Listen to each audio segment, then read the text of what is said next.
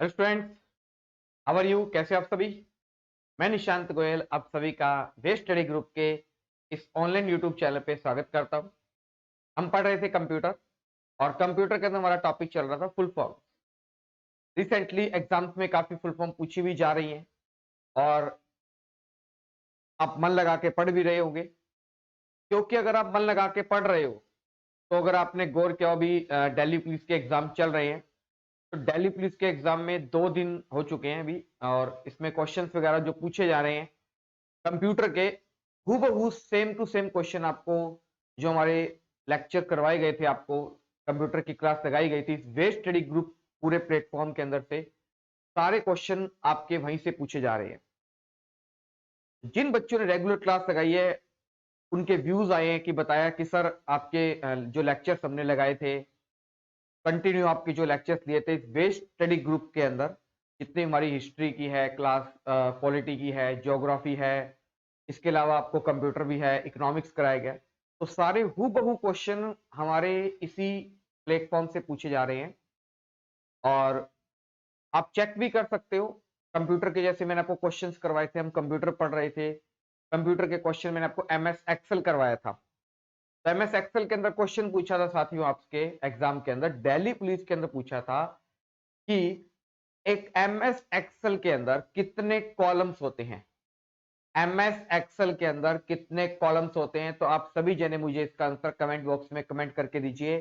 अभी हाथों हाथ कमेंट कीजिए। इन सब के आंसर मैं आपको लास्ट में बताऊंगा वीडियो के एंड में, लेकिन तब उससे पहले आप मुझे कमेंट बॉक्स में कमेंट करके आंसर दीजिए, ताकि आप बाद में अपना आंसर भी चेक कर सको। मैं आपको आंसर भी बताऊंगा लास्ट के वीडियो में, लेकिन अभी आपको बताना है कि एमएस एक्सेल के अंदर जो शीट्स होती हैं, तो एक शीट के अंदर कितने कॉलम होते हैं, एक एमएस एक्सेल की शीट में कितने कॉलम होते हैं, ये मुझे आपने बताना है।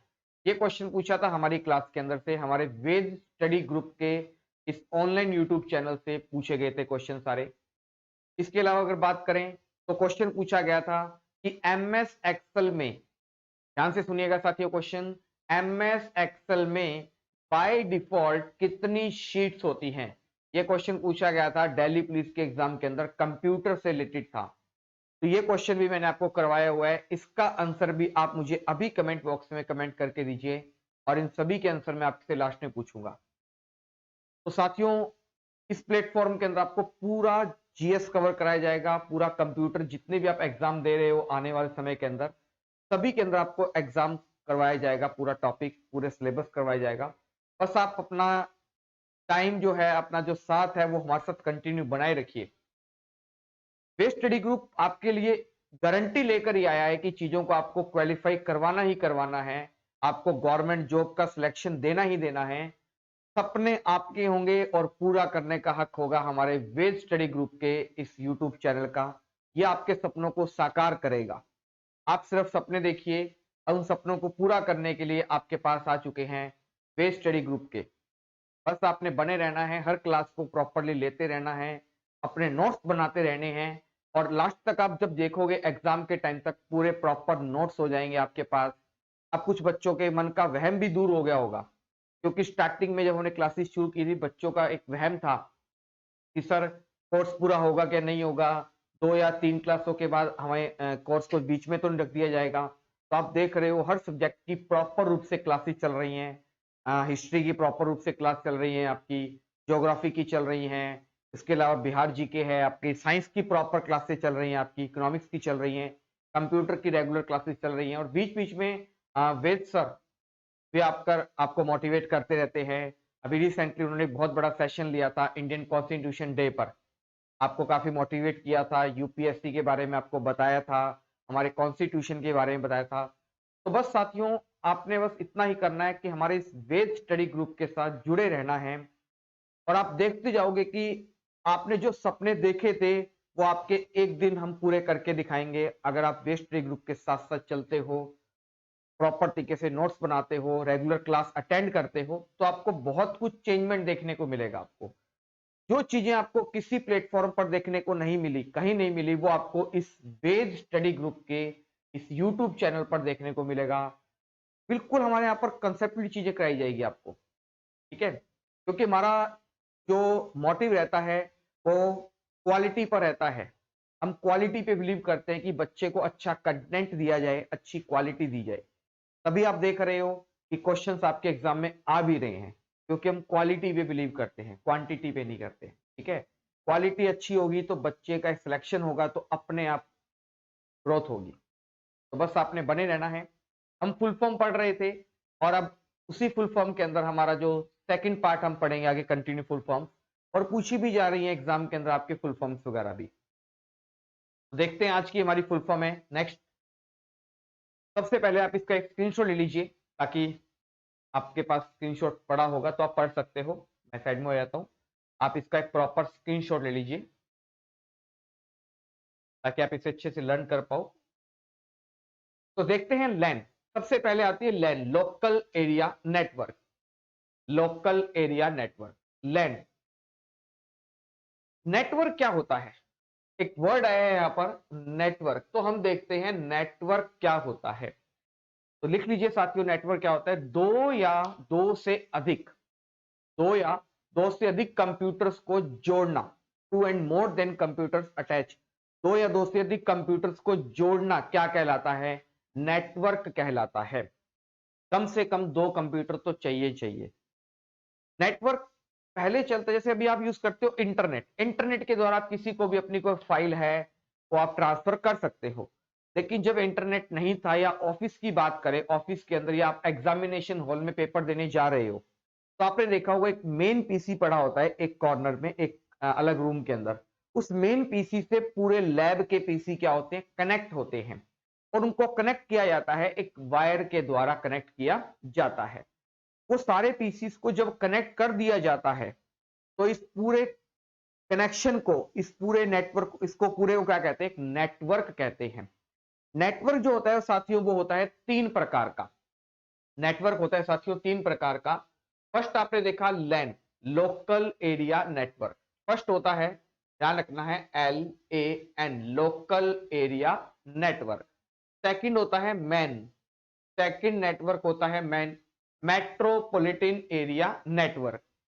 और थर्ड होता है सबसे इंपॉर्टेंट, वैन, वाइड एरिया नेटवर्क। तो नेटवर्क होता है साथियों तीन प्रकार का। मेनली जो नेटवर्क होता है वो होता है तीन प्रकार का होता है, लैन, मैन एंड वैन। Local area network, metropolitan area network and wide area network. तो समझ में आया आपको? लिख लीजिए, नेटवर्क किसे कहते हैं? दो या दो से अधिक, दो या दो से अधिक कंप्यूटर्स को जोड़ना क्या कहलाता है? नेटवर्क कहलाता है।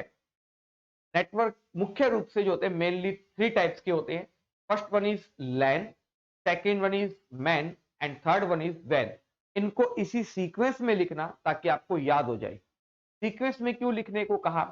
क्योंकि सबसे छोटा नेटवर्क कौन सा होता है? एग्जाम का क्वेश्चन है साथियों ये, प्यारे बच्चों, कि सबसे छोटा नेटवर्क कौन सा होता है? तो सबसे छोटा नेटवर्क होता है लैन, लोकल एरिया नेटवर्क। जो एक बिल्डिंग के अंदर, एक कॉलेज के अंदर, एक स्कूल के अंदर, एक ऑफिस के अंदर, एक रूम के अंदर, एक हाँ होटल के अंदर, मतलब छोटे एरिया के अंदर अगर जो कनेक्शन किया जाता है, नेटवर्क बनाया जाता है, एक स्मॉल एरिया के अंदर जो नेटवर्क बनाया जाता है, उसे क्या कहते हैं? लोकल एरिया नेटवर्क कहते हैं। इसका यूज देखा होगा आपने। जैसे मान लीजिए आप साइबर कैफे पे गए, साइबर कैफे पे गए, वहां पे आपने कुछ देखे होंगे, छोटे छोटे कैबिन बने होते हैं और एक मेन पीसी बाहर लगा होता है, और उस मेन पीसी के साथ में लगा होता है प्रिंटर। अब क्या आपके हर कैबिन के अंदर प्रिंटर होते हैं? छोटे छोटे नहीं होते। क्या करते हो, आपको अगर कोई प्रिंट कमांड देनी है तो आप अपने पीसी पर बैठे बैठे ही एक प्रिंट कमांड देते हो, और जैसे ही आप प्रिंट कमांड देकर एंटर पर क्लिक करते हो, आपका जो प्रिंट आउट है वो बाहर एक मेन पीसी पे आ जाता है। ऐसे ही जितने भी कैबिन लगे हुए हैं, जितने भी सिस्टम्स लगे हुए हैं, सभी जने प्रिंट देते हैं। वो प्रिंट एक ही जगह पर आता है, उस प्रिंटर पर आता है। मतलब क्या है कि उस प्रिंटर को उन सभी कंप्यूटर्स के अंदर क्या कर दिया है? जोड़ दिया गया है एक नेटवर्क के द्वारा, वायर के द्वारा इन्हें क्या कर दिया गया है? जोड़ दिया गया है। वो अगर एक छोटे रूम के अंदर बात कर रहे हैं, एक होटल के अंदर बात कर रहे हैं, एक कॉलेज के अंदर बात कर रहे हैं, कैंपस के अंदर बात कर रहे हैं, तो उस नेटवर्क को क्या कहते हैं? लोकल एरिया नेटवर्क कहा जाता है। एक बार पूछा था इसकी रेंज, लोकल एरिया नेटवर्क की रेंज कितनी होती है, तो इसकी रेंज होती है 0 से लेकर लगभग 10 किलोमीटर तक होती है। इसकी जो रेंज होती है वो 0 से लेकर 10 किलोमीटर तक होती है। क्लियर है साथियों? लैन सबसे छोटा नेटवर्क होता है। उसके बाद सेकंड नंबर का नेटवर्क कौन सा होता है? वैन, सॉरी मैन। सेकंड नंबर का नेटवर्क कौन सा होता है? मैन होता है, मेट्रोपॉलिटन एरिया नेटवर्क। क्वेश्चन ये पूछा गया है सबसे बड़ा नेटवर्क कौन सा होता है? सबसे बड़ा नेटवर्क होता है वैन, वाइड एरिया नेटवर्क। ये सबसे बड़ा नेटवर्क होता है। सबसे लार्जेस्ट, सबसे बड़ा नेटवर्क कौन सा होता है? वैन। वैन का दूसरा नाम होता है इंटरनेट। इंटरनेट जो आप यूज करते हो, इंटरनेट जो है वो किस प्रकार का नेटवर्क है? इंटरनेट एक वाइड एरिया नेटवर्क है। ध्यान रखना है साथियों, इंटरनेट किस प्रकार का नेटवर्क है? वाइड एरिया नेटवर्क है। और वैन जो है ये कैसा नेटवर्क है? वायरलेस नेटवर्क है। ये भी ध्यान रखना है, ये वायरलेस नेटवर्क है। इसके अंदर जो कनेक्टिविटी की जाती है वो बिना वायर के द्वारा की जाती है। ध्यान रखना है, बिना वायर के। किस प्रकार से आप इंटरनेट चलाते हो? क्या इंटरनेट अगर आप अपने मोबाइल में चलाते हो तो क्या वायर से कनेक्ट करना पड़ता है? नहीं, क्योंकि हमारा जो इंटरनेट है हम कैसा यूज करते हैं? बिना वायर के, वायरलेस नेटवर्क यूज करते हैं। तो वैन का दूसरा नाम क्या है? इंटरनेट।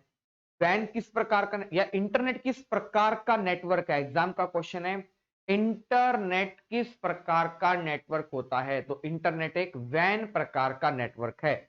और वैन किस प्रकार का नेटवर्क? एक वायरलेस नेटवर्क है जिसके अंदर बिना वायर के थ्रू हम इंटरनेट कनेक्शन या नेटवर्क स्थापित कर सकते हैं। तो सबसे छोटा नेटवर्क होता है लैन और सबसे बड़ा नेटवर्क होता है वैन। लैन होता है एक बिल्डिंग के अंदर, एक कॉम्प्लेक्स के अंदर, एक कैंपस के अंदर। मैन का यूज करते हैं किसी एक सिटी का दूसरी सिटी के साथ कनेक्शन करने के लिए। और वैन का यूज करते हैं एक कंट्री का दूसरी कंट्री के साथ कम्युनिकेट करने के लिए, कनेक्शन क्रिएट करने के लिए। तो आई होप आपको समझ में आया होगा। नेटवर्क होता है 3 प्रकार का मेनली, और इसका यूज करते हैं 2 या 2 से अधिक कंप्यूटर्स को जोड़ने के लिए। नेक्स्ट बात करते हैं LLL, मोस्ट इंपॉर्टेंट है फुल फॉर्म, लो लेवल लैंग्वेज। लैंग्वेज भाषा। बच्चा एक जन्म लेता है, उसके अंदर हार्डवेयर पार्ट भी है, उसका फिजिकल पार्ट भी है, उसके अंदर सॉफ्टवेयर भी है, ठीक है। लेकिन वो क्या बोल सकता है? उसे अगर कोई काम करवाना है अपना तो उसे क्या होगा? बोलना पड़ेगा। मतलब उसे कोई लैंग्वेज का क्या होना चाहिए? ज्ञान होना चाहिए। वैसे ही अगर हम कंप्यूटर से कोई काम करवा रहे हैं तो हमें कंप्यूटर की लैंग्वेज या हमारी लैंग्वेज की नॉलेज होनी चाहिए। लैंग्वेज सबसे पहले कौन सी आई? Low level language. LL होता है लो लेवल लैंग्वेज। पढ़ेंगे हम लैंग्वेज के बारे में। लैंग्वेज कितने प्रकार की होती है? 2 प्रकार की होती है। लैंग्वेज 2 प्रकार की होती है, एक होती है लो लेवल लैंग्वेज और एक होता है हाई लेवल लैंग्वेज। ध्यान रखना है, दोनों लैंग्वेज 2 प्रकार की होती है, लो level language and high level language होती है, ठीक है। नेक्स्ट, मैन आपको बता ही दिया, मेट्रोपॉलिटन एरिया नेटवर्क। ये नेटवर्क लैन से बड़ा होता है लेकिन वैन से क्या होता है? छोटा होता है। इनको याद करने का तरीका भी आप वैसे ही देख लीजिए। अगर मेरे को पता है कि लैन, मैन, वैन है, आप एबीसीडी में देख लीजिए। एबीसीडी के अकॉर्डिंग अगर बात करूं तो सबसे पहले क्या आता है? एबीसीडी के अकॉर्डिंग सबसे पहले कौन सा करेक्टर आता है? आप कहोगे सर सबसे पहले आता है एल, मतलब लोकल एरिया नेटवर्क। बाद में कौन सा आता है एबीसीडी के अकॉर्डिंग? एम, मतलब मेट्रोपॉलिटन एरिया नेटवर्क हो गया। फिर आप कहोगे सर डब्ल्यू, तो मतलब वाइड एरिया नेटवर्क। तो इसी प्रकार से बना हुआ है ये। तो सबसे छोटा लोकल एरिया नेटवर्क, सबसे बड़ा वाइड एरिया नेटवर्क। तो मैन कैसा नेटवर्क है? जो लैन से तो बड़ा होता है और वैन से क्या होता है? छोटा होता है। ध्यान रखनी ये चीज, क्वेश्चन अलग अलग फॉर्मेट में पूछ लिया जाता है। नेक्स्ट आता है MICR, magnetic ink character recognise. क्या होता है? Magnetic ink character recognise. ये क्वेश्चन पूछा जाता है कि बैंकों में चेक की, जो बैंक के अंदर चेक वगैरह होते हैं, चेक क्या होता है? एक नेगोशिएबल इंस्ट्रूमेंट है, ठीक है। बैंकों में चेक की असली और नकली की पहचान करने के लिए किसका यूज करते हैं? MICR का यूज किया जाता है बैंकों में चेक की असली और नकली की पहचान के लिए MICR का यूज किया जाता है। क्वेश्चन पूछ सकते हैं आपके एग्जाम में, MICR जो होता है इसमें कितनी डिजिट होती हैं? MICR कोड के अंदर 9 डिजिट होती हैं, ध्यान रखना है। MICR में 9 डिजिट होती हैं। इसका मतलब क्या है? जैसे आप मान लीजिए आपके पास, सभी के पास मोबाइल है, तो हर मोबाइल का अपना होता है एक नंबर। तो मोबाइल के नंबर में कितनी डिजिट होती हैं? आप सभी मुझे बताइए, मोबाइल नंबर में कितनी डिजिट होती हैं? तो आप कहोगे सर मोबाइल नंबर में 10 डिजिट होती हैं। सही है। बात करें अगर हम आधार कार्ड, आधार कार्ड सभी का होता है एक, है ना, वन नेशन वन कार्ड बनाया गया था। आधार कार्ड सभी का जरूरी है, कंपलसरी है। ठीक है। तो आधार कार्ड में कितनी डिजिट होती है? आधार कार्ड में होती है 15 डिजिट होती है, 15 डिजिट होती हैं हमारे आधार कार्ड के अंदर। सॉरी 12 आधार कार्ड में डिजिट होती है, सॉरी 12 डिजिट होती है, 15 नहीं होती। आधार कार्ड में 12 डिजिट होती है।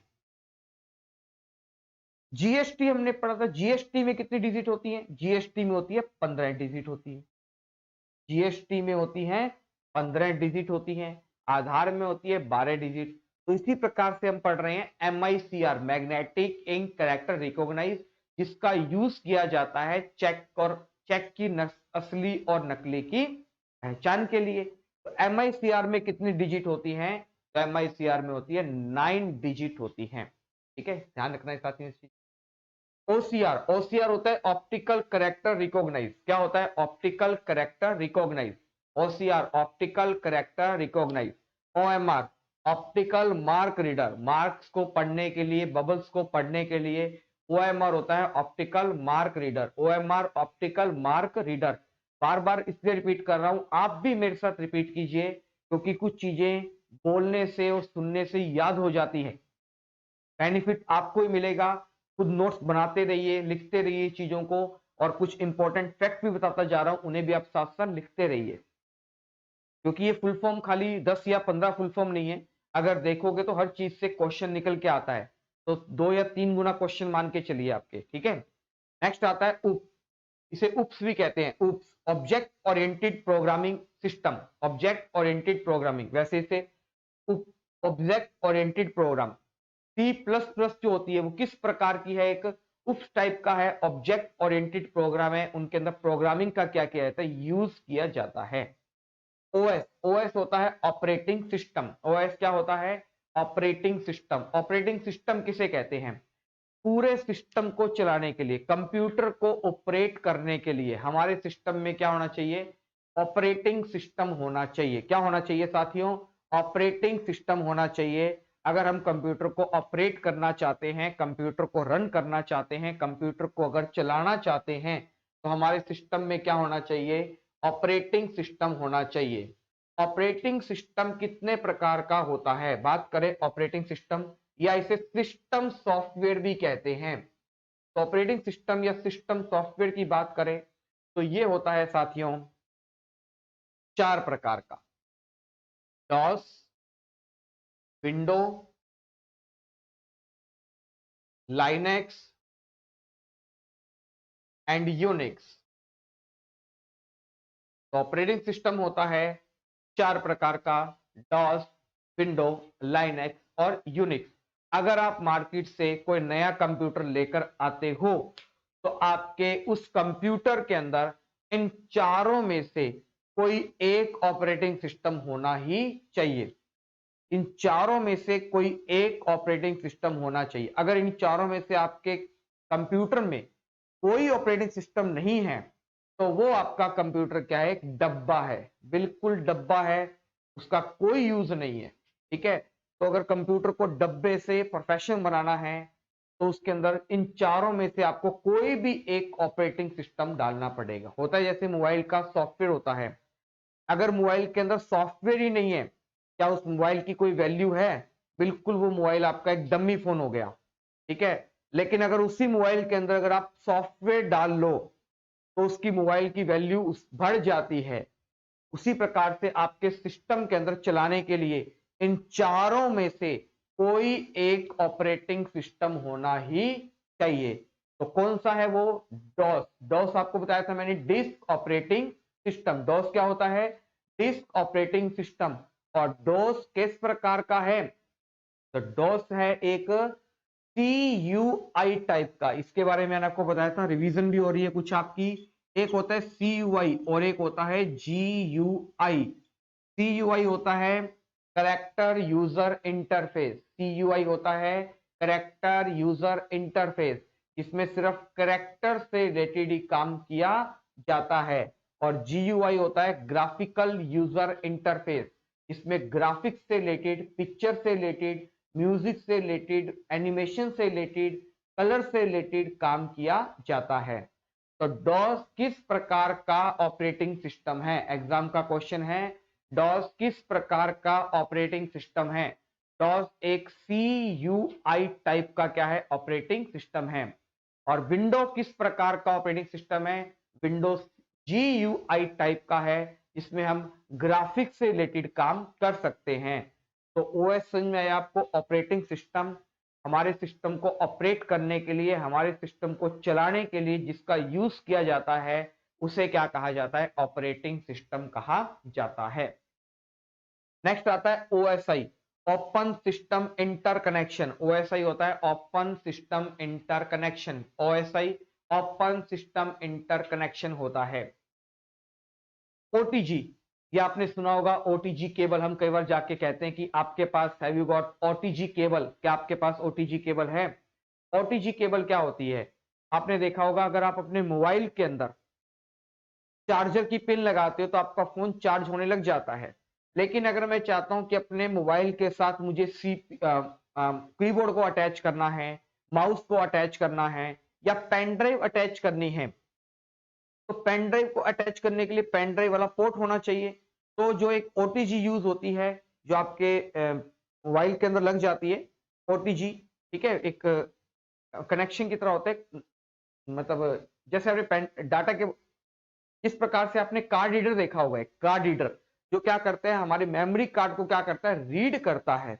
उसी प्रकार से एक OTG केबल होती है, जो आपके मोबाइल के अंदर कीबोर्ड की कनेक्टिविटी करता है, माउस की कनेक्टिविटी करता है, पेन ड्राइव की कनेक्टिविटी को अटैच करता है। ठीक है साथियों, ध्यान रखना ये चीज, OTG। नेक्स्ट आता है OTP। बहुत बार यूज होता है OTP। हम कई बार होटल वगैरह में गए, या कहीं पर हमने बिल पे किया, मॉल में, शॉपिंग मॉल में गए, हमने कोई बिल पे किया, तो जब पेटीएम के द्वारा, फोन पे के द्वारा, या किसी और कम्युनिकेशन के द्वारा, किसी और ट्रांजेक्शन के द्वारा जब बिल पेमेंट करते हैं, भीम UPI है हमारे पास, या हम नेट बैंकिंग का यूज करते हैं, तो हमारे पास एक क्या आता है? अपना रजिस्टर्ड नंबर डालने पर वेरिफिकेशन आता है कि जिस पर्सन ने इसे ऑपरेट किया है वो पर्सन अवेलेबल है या नहीं है। उस पर्सन के पास आती है एक OTP। OTP का मतलब होता है वन टाइम पासवर्ड होता है। जैसे आपने फेसबुक का पासवर्ड यूज करते होगे, या आप जीमेल का पासवर्ड यूज करते होगे, तो ये पासवर्ड जो है ये आपके लॉन्ग टाइम तक रहते हैं। आपने एक बार पासवर्ड बना लिया, जब तक आप चेंज नहीं करते हो तब तक आप उसे यूज करते रहते हो, ऑपरेट करते रहते हो। लेकिन ये जो OTP होता है, ये 4 डिजिट का होता है, 6 डिजिट का होता है। जब भी आप कोई एप्लीकेशन पे जाते हो, तो उस एप्लीकेशन के अंदर अगर आपको जाने के लिए आपका कॉन्टैक्ट नंबर लिया जाता है, और उस कॉन्टैक्ट नंबर पर आपके क्या आती है? OTP आती है। क्या होता था पहले कि मान लीजिए मैं OLX पे काम कर रहा हूं, OLX के अंदर मैं कोई चीज बेच रहा हूं या सेल कर रहा हूं, तो क्या करते थे लोग पहले? OLX पे कोई सामान की फोटो डाल देते थे, इमेज डाल देते थे, और नीचे किसी अपने फ्रेंड का नंबर डाल देते, या किसी दुश्मन का नंबर डाल देते थे कि जो मेरा खास दोस्त नहीं है, दुश्मन है, या जिसने मुझे बहुत परेशान किया है, उसका नंबर डाल देते थे। अब होता क्या था? OLX पे आपने कोई चीज डाल दी, अब किसी को वो चीज पसंद आई, वो बार बार उस नंबर पर कॉल करके उसको पूछेंगे, भाई आपने चीज बेची है क्या? ये चीज बेच रहे हो क्या? वो कहेगा जब मैंने इस चीज को डाला ही नहीं OLX पे। तो बिना मतलब के उस नंबर का क्या होता था? मिस यूज होता था। बिना काम से उस नंबर का क्या होने लग जाता था? मिस यूज होने लग जाता था। आप किसी वेबसाइट पे काम कर रहे हो, अपने फ्रेंड का नंबर दे दिया, तो होता क्या था कि आपको कोई प्रॉब्लम नहीं, उसके पास बार बार मैसेजेस, कॉल वगैरह आने लग जाती थी। तो एक ओटीपी सिस्टम शुरू किया गया वन टाइम पासवर्ड का, कि जो पर्सन उस एप्लीकेशन को या उस OLX को या उस कम्युनिकेशंस को या पेमेंट सिस्टम को फॉलो कर रहा है, अगर वो पर्सन नंबर डालेगा तो हैंड टू हैंड उसके मोबाइल पर जो रजिस्टर्ड नंबर डाला है उस पर क्या आएगा, एक ओटीपी वन टाइम पासवर्ड आएगा, जो सिर्फ एक बार के लिए यूज करने के लिए होता है। वन समय एक टाइम के लिए यूज कर सकते हो आप सिर्फ उसे, वो होता है ओटीपी, जिससे आप उसे क्या कर सकते हो, रनिंग में ला सकते हो, कम्युनिकेट कर सकते हो। तो ओटीपी काफी ज्यादा चलन में रहता है ऐसा, क्योंकि बात करें इस समय भारत देश के अंदर सबसे ज्यादा स्कैम होता जा रहा है। ये स्कैम ऑनलाइन स्कैम होता जा रहा है कि आपके मोबाइल में एक ओटीपी आता है या कोई ऐसा कम्युनिकेशन काम करते हैं और आपके मोबाइल पे एक ओटीपी आता है और बातों बातों में कहते हैं कि हम एक बैंक से बात कर रहे हैं, हम आपके एसबीआई बैंक से बात कर रहे हैं और हम वहां के एम्प्लॉय हैं, हम आपके कुछ क्रेडिट कार्ड के अंदर या डेबिट कार्ड के अंदर चेकिंग वगैरह कर रहे थे या कुछ कुछ भी प्रोग्रामिंग कर रहे थे, तो आपके पास ओटीपी आया होगा, ओटीपी आप हमें दीजिए। एक चीज ध्यान रखना है साथियों, मेरे प्यारे बच्चों, मैं आपको बताता हूं, कभी भी अपना ओटीपी, अगर आपके पास ओटीपी कोई आता है, उस ओटीपी को आप कभी भी किसी और अनदर पर्सन के साथ शेयर मत कीजिए। अगर आपको नॉलेज नहीं है तो आप उसे शेयर मत कीजिए। ये मैं आपको एक वेद स्टडी ग्रुप के इस ऑनलाइन प्लेटफॉर्म के माध्यम से आपको एक सुझाव दे रहा हूं। ध्यान रखना है, कभी भी अगर आपसे कोई ओटीपी मांगता है, चाहे वो आपको कितना ही करीबी है, चाहे कितने ही नोन में है आपके, बिना जांच पड़ताल के आप कभी भी अपना ओटीपी वन टाइम पासवर्ड किसी को ना दीजिए, ठीक है? क्योंकि हो सकता है उसने आपका ओटीपी किस एप्लीकेशन में लगाया हो, कहां पर यूज किया हो आपके फोन नंबर को, जिससे आपको इन फ्यूचर कोई प्रॉब्लम क्रिएट हो सकती है। तो कभी भी ओटीपी आपने शेयर नहीं करना है, ठीक है साथियों? तो लगा इंपॉर्टेंट, तो मेरे को लगा ये बता देनी चाहिए फुल फॉर्म भी। ओटीपी वन टाइम पासवर्ड है। हम पढ़ तो लेते हैं ओटीपी है, ओटीजी है, फुल फॉर्म नहीं पता होता। जैसे अगर मैं बात करूं, आप पेट्रोल पंप पे गए पेट्रोल भरवाने के लिए, या मॉल में गए, शॉपिंग मॉल में शॉपिंग करने के लिए, अब वो आपको क्या देता है, आपके पास मान लीजिए डेबिट कार्ड है, क्रेडिट कार्ड है, तो आपको कहता है कि कार्ड, अब कार्ड को स्वैप करना है। स्वैप करने के लिए आपको एक मशीन देता है, वो कार्ड को स्वैप करने के लिए आपको इस प्रकार से देखिए होगी, एक मशीन देता है आपको एक, उस मशीन के ऊपर यहाँ पे पर्ची लगी होती है, यहाँ पर कुछ नंबर लिखे होते हैं, ठीक है, और यहाँ पे एक स्वैप का सिस्टम होता है। यहाँ पे अपना कार्ड आप स्वैप करते हो, उसमें अपना पिन डालते हो, ओके करते हो, उतना अमाउंट आपके वहां से कट जाता है बैंक अकाउंट से और आपके पास स्लिप आ जाती है। ये जो मशीन है जिसको आप स्वैप करते हो, इस मशीन को क्या कहते हैं? अभी पता तो है स्वैप मशीन देना, स्वैप मशीन देना, ये तो बोल देते हैं, एक्चुअल में उसका नाम क्या है? ठीक है, हम स्वैप कर रहे हैं तो हम कह देते हैं स्वैप मशीन दे दो, एक्चुअल में उसका नाम क्या है? पीओएस। ध्यान रखना है, उस मशीन का नाम है POS, point of sale machine. ध्यान रखना है, पीओएस का मतलब होता है पॉइंट ऑफ सेल।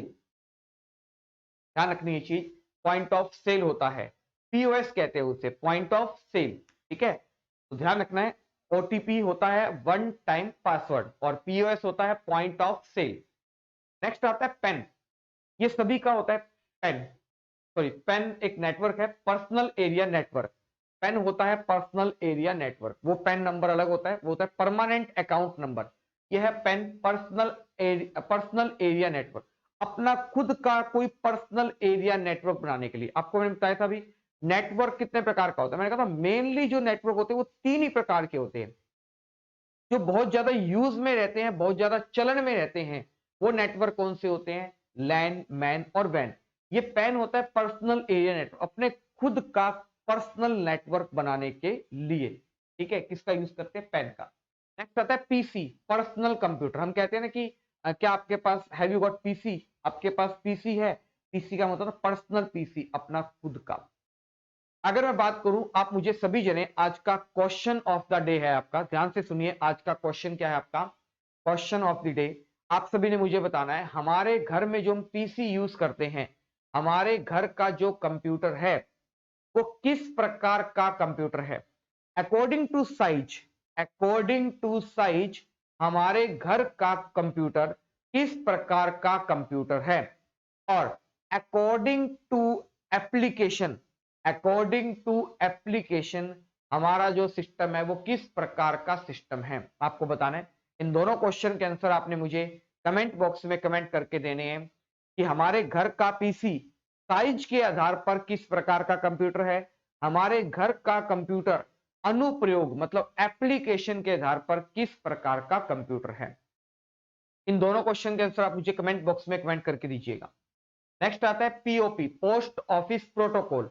प्रोटोकॉल मैंने आपको लास्ट क्लास में बताया था, सेट ऑफ रूल, किसी एक मैसेज को, एक मेल को एक स्थान से दूसरे स्थान तक ट्रांसफर करने के लिए इसका यूज किया जाता है, प्रोटोकॉल का यूज किया जाता है।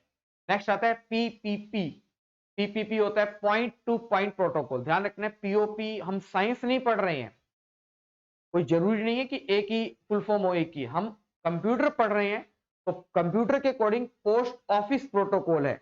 अगर आप साइंस पढ़ रहे होते तो उसमें आता है प्लास्टर ऑफ पेरिस, ठीक है। हम कंप्यूटर पढ़ रहे हैं तो कंप्यूटर के अकॉर्डिंग इसकी फुल फॉर्म होती है पोस्ट ऑफिस प्रोटोकॉल। पीपीपी होता है पॉइंट टू पॉइंट प्रोटोकॉल, ठीक है। अब ये पीपीपी इकोनॉमिक से मत ले जाना, आपने देखा होगा रिसेंटली हमारी जो देश की भारत सरकार है वो पीपीपी मॉडल पर काम कर रही है, ठीक है। रेलवे को पीपीपी मॉडल पर, हमने जो राफेल खरीदे हैं उनको पीपीपी मॉडल पर तैयार करने की प्लानिंग हो रही है। तो पीपीपी अलग है, ये पीपीपी बात कर रहे हैं कंप्यूटर की अगर बात कर रहे हैं। तो अगर आपके एग्जाम में क्वेश्चन आते हैं तो आपको ऑप्शन के बेस पर देखना पड़ेगा कि वो इकोनॉमिक के पॉइंट ऑफ व्यू से पूछ रहा है या कंप्यूटर के पॉइंट ऑफ व्यू से पूछ रहा है, ठीक है। वो आपको ऑप्शन, पहली बात है कंप्यूटर सेक्शन होता ही अलग है। अगर लिखा होता है कई बार कि कंप्यूटर के क्वेश्चन आ रहे हैं तो अलग कंप्यूटर के क्वेश्चन में, ये तो फिर कंप्यूटर से रिलेटेड ही होगी वो, ठीक है। Point two point protocol, protocol में आपको मैंने बताया था मैसेज को एक स्थान से दूसरे स्थान तक कैसे लेकर जाता है, छोटे छोटे पैकेट्स के अंदर उन्हें ब्रेक किया जाता है और ब्रेक करके उन्हें वहां पर भेजा जाता है। नेक्स्ट पोस्ट, मोस्ट इंपॉर्टेंट है, सबसे ज्यादा इंपॉर्टेंट। इस पोस्ट पर मेरा नाम लिख लीजिए, ये पक्के आएगा question. Full form POST, power on self test. POST होता है power on self test, POST होता है पावर ऑन सेल्फ टेस्ट। इसका मतलब क्या होता है, क्वेश्चन ये पूछा जाता है कंप्यूटर ऑन करते ही, जैसे आप सभी के पास कंप्यूटर है, आपने मेन स्विच के अंदर उसे ऑन कर दिया, ऑन करने के बाद अभी आपका सिस्टम नहीं चला या चल भी जाता है नहीं चला, देखते हैं। जैसे आप सिस्टम को ऑन करते हो, ऑन करते आपने सबसे पहले देखा होगा कि मॉनिटर, कीबोर्ड और माउस में क्या करती है, एक लाइट ब्लिंक करती है, सिर्फ एक सेकंड के लिए, एक सेकंड से कम से कम ब्लिंक करके चली जाती है। ये क्या होता है, ब्लिंक क्या करता है, वो ब्लिंक क्यों करती है। कंप्यूटर स्टार्ट होते ही सबसे पहले कौन काम करता है, कंप्यूटर स्टार्ट करते ही सबसे पहले पोस्ट काम करता है। ध्यान रखना है साथियों, कंप्यूटर ऑन करते ही सबसे पहले कौन काम करता है, तो कंप्यूटर ऑन करते ही सबसे पहले पोस्ट काम करता है। पोस्ट का मतलब पावर ऑन सेल्फ टेस्ट। जैसे ही हम कंप्यूटर को स्टार्ट करते हैं, कंप्यूटर सबसे पहले ये चेक करता है कि मेरे साथ जो कंपोनेंट्स जुड़े हुए हैं, जो कंप्यूटर के कंपोनेंट्स हैं, जैसे मॉनिटर, उसके बाद कीबोर्ड, माउस, इन कंपोनेंट्स को चेक करता है कि क्या इन तक पावर सप्लाई पहुंच रही है या नहीं पहुंच रही है। तो क्वेश्चन ध्यान रखना, कंप्यूटर ऑन करते ही सबसे पहले कौन काम करता है, कौन काम करता है साथियों, पोस्ट काम करता है पावर ऑन सेल्फ टेस्ट। कि सबसे पहले कंप्यूटर अपने पावर को टेस्ट करता है कि मेरे सीपीयू के साथ अगर मॉनिटर लगा है उसके पावर सप्लाई पहुंच रही है नहीं पहुंच रही है, कीबोर्ड अटैच है तो उस तक पावर सप्लाई पहुंच रही है नहीं पहुंच रही है, माउस अटैच है तो उस तक पावर सप्लाई पहुंच रही है या नहीं पहुंच रही है। इस चीज को सबसे पहले कंप्यूटर खुद चेक करता है, इसे क्या कहते हैं, पोस्ट कहा जाता है। तो याद हो जाएगा साथियों, ध्यान रखना है पावर ऑन सेल्फ टेस्ट है, ऑफ वगैरह कुछ नहीं है सब। नेक्स्ट आता है RAM, random access memory. RAM क्या होता है, राम नहीं है, ध्यान रखना ये Ram, random access memory RAM है ये। और क्वेश्चन है कंप्यूटर की टेम्परेरी मेमोरी कौन सी होती है, या कंप्यूटर की अस्थायी मेमोरी कौन सी होती है, तो वो कौन सी होती है, रैम होती है। कंप्यूटर की टेम्परेरी मेमोरी कौन सी होती है? वो होती है RAM, random access memory. Next है आरजीबी, रेड, ग्रीन और ब्लू। ये आपको बताया था, मॉनिटर है या एलईडी है या एलसीडी है, ये इनका जो कंप्यूटर का जो पिक्चर की क्वालिटी होती है, जो कलर होता है, वो आरजीबी कलर परफॉर्म करता है। ध्यान रखना है, आरजीबी, रेड, ग्रीन और ब्लू कलर क्या करता है उसके अंदर? परफॉर्म करता है। रोम, रोम होता है रीड ओनली मेमोरी। रोम क्या होता है? Read only memory. और रोम की बात करें तो रोम एक परमानेंट मेमोरी है। रोम क्या है? एक परमानेंट मेमोरी है। रोम के अंदर न तो आप डाटा को राइट कर सकते हो और न ही डाटा को डिलीट कर सकते हो। इसमें हम नाम से पता चल रहा होगा, रीड ओनली फॉर, डाटा को रीड कर सकते हैं, ना तो राइट कर सकते हैं, ना ही लिख सकते हैं, ना ही डिलीट कर सकते हैं। सिर्फ लिखे गए डाटा को रीड कर सकते हैं। लेकिन रैम की बात करें तो इसमें हम डाटा को रीड भी कर सकते हैं, राइट भी कर सकते हैं और डिलीट भी कर सकते हैं। रोम कैसी है? एक प्रकार की टेम्परेरी मेमोरी है, क्योंकि रैम में लिखा हुआ डाटा तब तक रहता है उसके अंदर जब तक हमारा सिस्टम ऑन है। जैसे ही हम अपने सिस्टम को ऑफ कर देते हैं, रैम में लिखा हुआ डाटा क्या हो जाता है? डिलीट हो जाता है। रैम में लिखा हुआ डाटा क्या हो जाता है? डिलीट हो जाता है। तो रोम एक टेम्परेरी मेमोरी है, इट्स ए टेम्परेरी मेमोरी। और रोम क्या है? परमानेंट मेमोरी है। तो आज की क्लास में आपके लिए इतना ही। वीडियो कैसी लगी आप मुझे कमेंट बॉक्स में कमेंट करके जरूर बताइएगा। और मैंने आपसे आते ही 2 क्वेश्चन पूछे थे जो आपके दिल्ली पुलिस के एग्जाम में पूछे गए थे। इसी वेद स्टडी ग्रुप के ऑनलाइन प्लेटफॉर्म से क्वेश्चन पूछे गए थे आपके, क्योंकि हमारी पूरी टीम प्रयास रहती है आपका सिलेक्शन करवाने के लिए। हमारी जो पूरी टीम है मेहनत करती है, आपके लिए क्वेश्चन तैयार करते हैं ताकि आपको बढ़िया से बढ़िया एक अच्छे प्लेटफॉर्म पर बढ़िया से बढ़िया कंटेंट मिलता रहे। आपको यूं नहीं है कि अलग अलग चैनल पर भागना पड़े, कहीं जाना पड़े। यहां पर आपको यूपीएससी आईएएस लेवल तक का स्टडी मटेरियल आपको यहां पर प्रॉपर जीएस की क्लास आपको मिलेगी।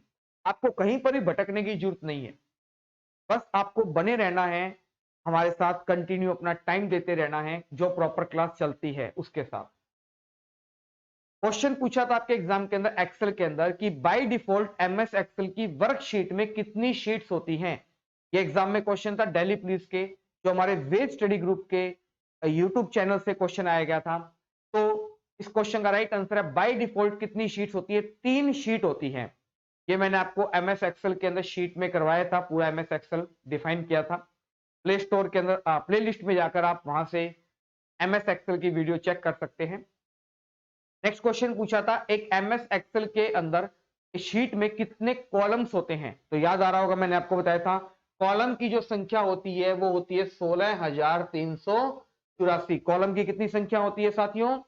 16,384 क्या होते हैं? हमारे कॉलम होते हैं। 16,384 हमारे कॉलम होते हैं। और अगर बात करूं वर्जन 2003 है तो उसमें होती है 256। दोनों ही चीजें मैंने आपको बताई थी।